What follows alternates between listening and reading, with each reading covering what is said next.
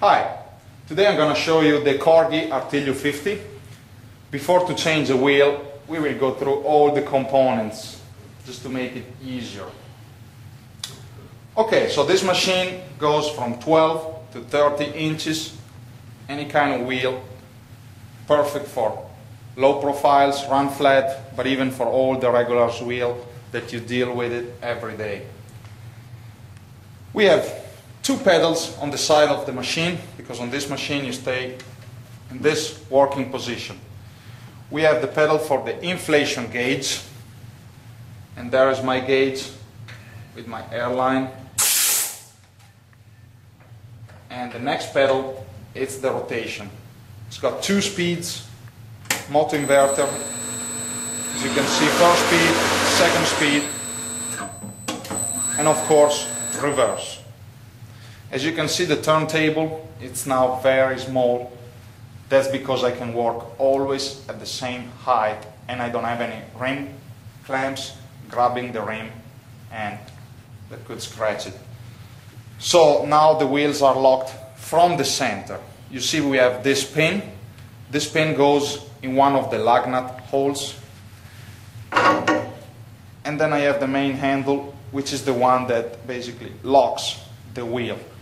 We have plastic protection in it. We have a spacer. So what I do, I just put it in the center. When it folds in, another half turn, you see it's now locked. What I do, I basically go down with the two clips and I can now lock my wheel on the turntable. Of course, this is the cone which is most used, but the machine comes with other cones like these. We have smaller ones, especially for the rims, like supercars where they have the spokes coming out from the center. In that case, you might want to use a smaller cone. We have plastic protections, and we have a bigger cone. This is for like the light trucks, where I need a bigger range to clamp them. Machine comes also with two bead clips, which are these two. The regular one and the Tucano. This helps you keeping the bead in the drop center and helps it sliding it.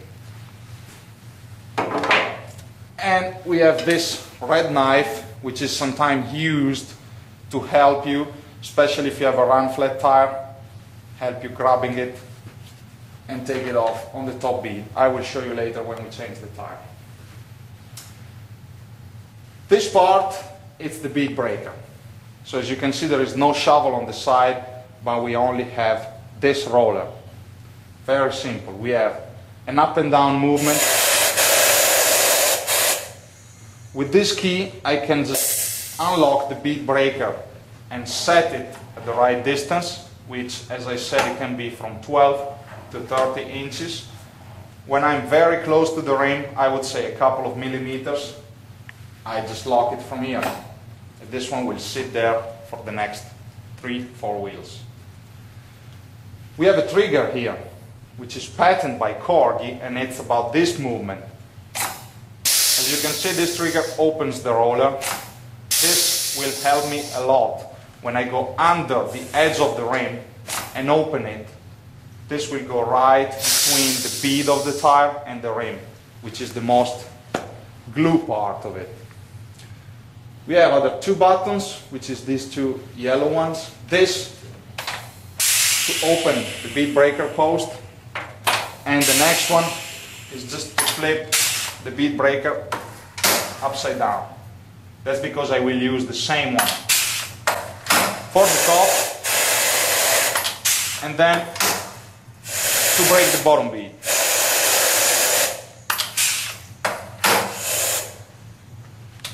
Now we have this other switch here, which is the one that controls the main post.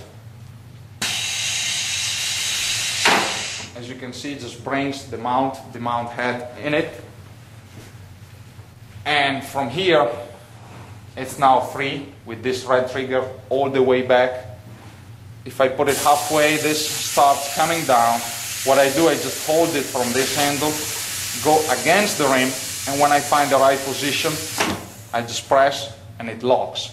and it goes automatically a couple of mils far and up, so I never touch the rim. Then we have this last switch, which is the one that controls the leverless system, which was invented by Corghi.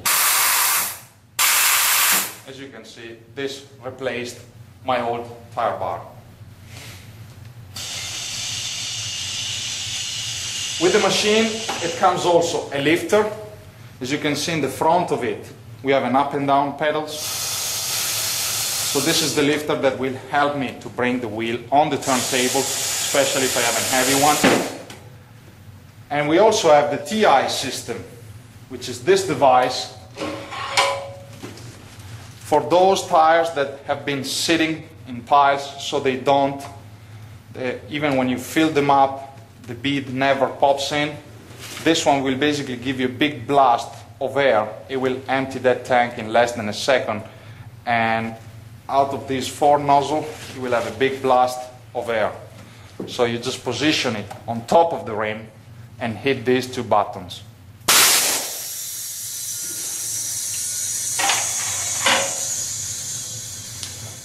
We have another very interesting accessory, as you can see, which is the articulating arm. And this one I really recommend it, because of course with the machine you have these 2 bead clips that will hold the tire into the drop center, but you're still touching the rim with these. With this device, basically you just put it in the position where you want it, and by spinning the turntable it will follow all the way around and keeps your tire into the drop center. So it's a very fast thing to use and really makes your life easier. Okay, now I think we can start. Test it on the tire. So as you can see, I have a heavy one, so the lifter really helps in this case. What I do, I'm gonna put this pin in one of the lug nut holes, doesn't matter which one.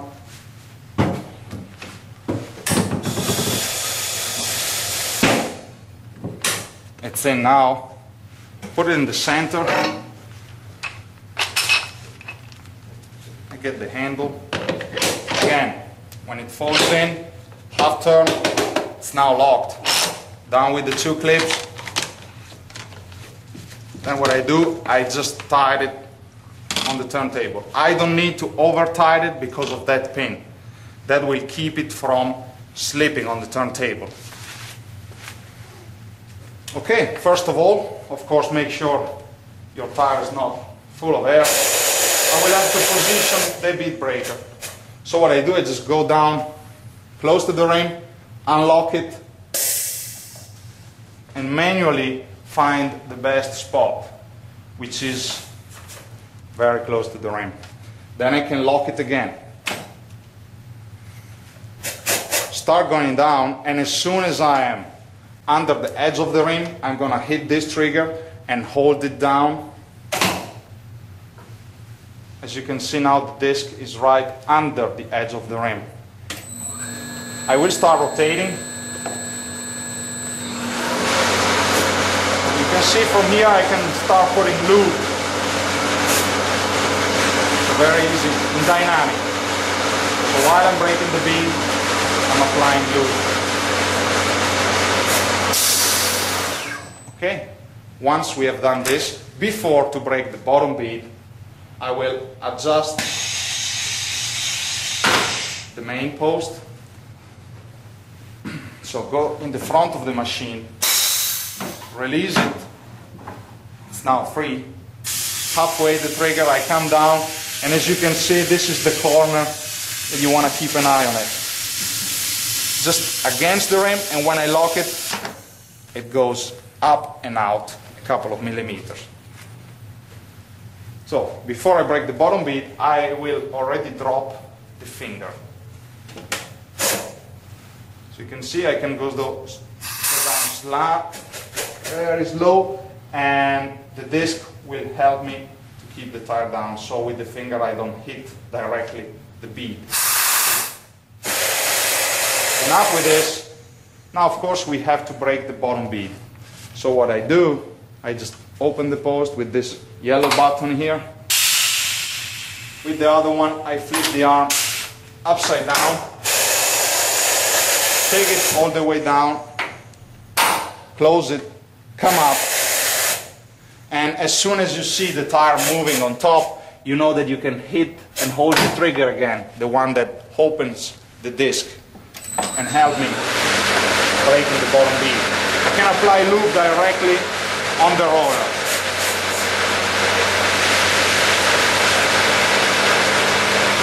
And as you can see now, it is broken. I just might want to release some pressure from the bottom. I can now use the leverless system. So by coming up with this, I start spinning. If the tire does not come up, I can help it with the disc underneath.